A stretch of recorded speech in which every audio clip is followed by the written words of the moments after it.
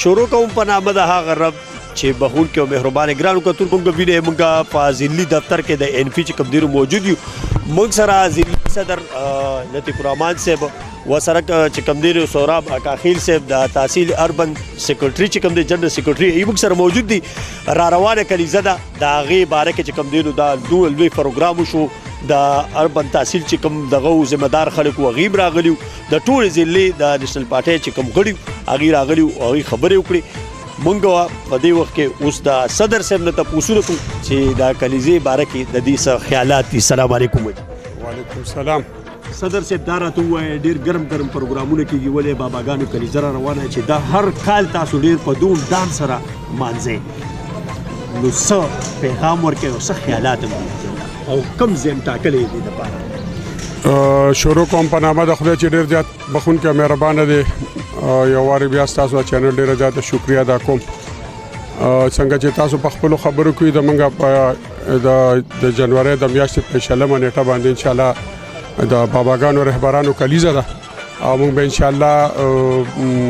خپل ګڼ شمېر ملګري دا سلسله موږ شروع کړې ده چې څنګه تاسو نن دلته کې وکتل د مردان اربن تحصیل زموږ دلته کې جرګه وشوه پرون چې کوم دی په شامتپور کې د رولر مردان جرګه وشوه هغه ابلو چې کوم دی په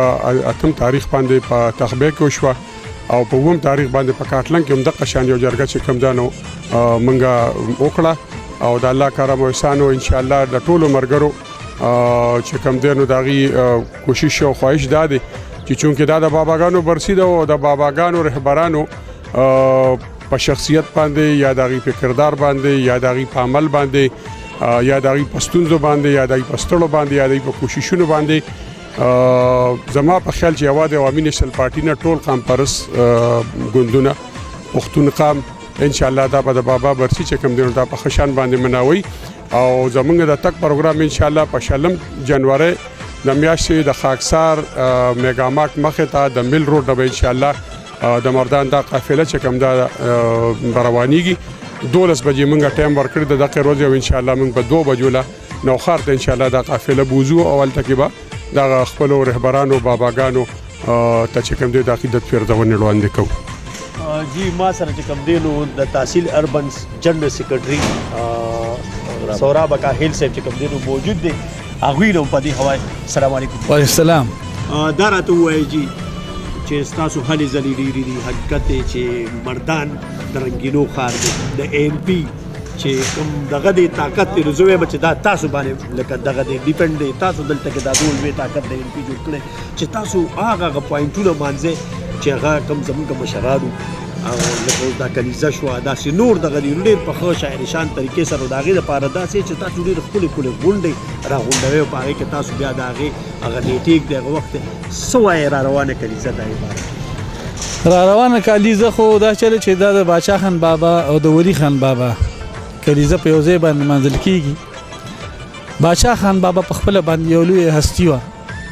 هغه د انسانیت لمبردار او د هر سړي دا خواهش دی د هر پښتون چې زه د باچا خان بابا په دې کلیزه کې خپل شرکت وکړم او په داسې جذباتو کې وکړي لکه یو سړی چې دا نور خلک ځي باباګانو ته او ویل ته موږ اوس په پلاني تاریخ به مناوو نو دا زموږ دپاره دغه ورځ ده د باچا خان بابا چې هغه خپل ځان هغه د اشنغر خان او د قوم ته ځان ملنګ کړی او خپله خاني په دو لګولې وه د پښتون قوم یو ځای کېدو دپاره نو نن هغه بابا په موږ کې نشته دی خو د هغه سوچ فکر افکار شته دی او داغه سوچ افکار د پاره داغه د جمع کېدو د پاره هر وګړی لکه دا خواهش دی چې د بابا د برسې ته لاړ شم او پای کې شرکت وکم د ثواب په نیت وکم. مهرباني. انفارمیشن سیکرټري تاسو اختر زمان صاحب د ان پي چې تاسو هم هلې ځلې ډېرې دي کلیزه را روانه ده مشرانو نن هم چې کوم دی یو میټینګ وکړو چې په دې کې زمونږ خویندې زنانه چې کوم دی هغې پکې لکه شرکت وکړو چې ډېر دغه دی جوش او خروش سره به دا دغه څه وایې دې کلیزې ستاسو ټول نه مخکې ستاسو شکریه چې تاسو لکه زموږ ټیم موږ راکړو زما ډیپټي په انفارمیشن سیکرټري د په تحصیل کې زما باندې خپل تنظیم د تحصیل طرف یو ذمہواری خېلې ته به دا ټول یونین کونسل خبره د اجلاس باره کې د پرسې باره کې د دې ایجنډا ده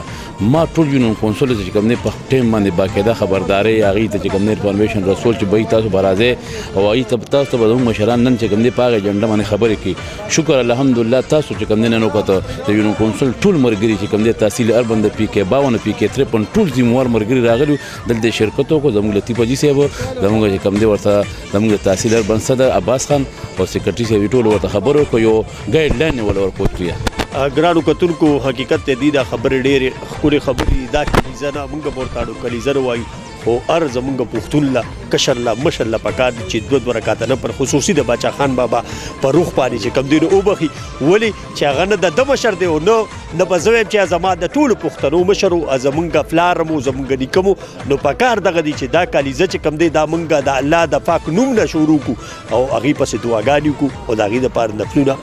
وکړو اجازت راکړئ د الله په امان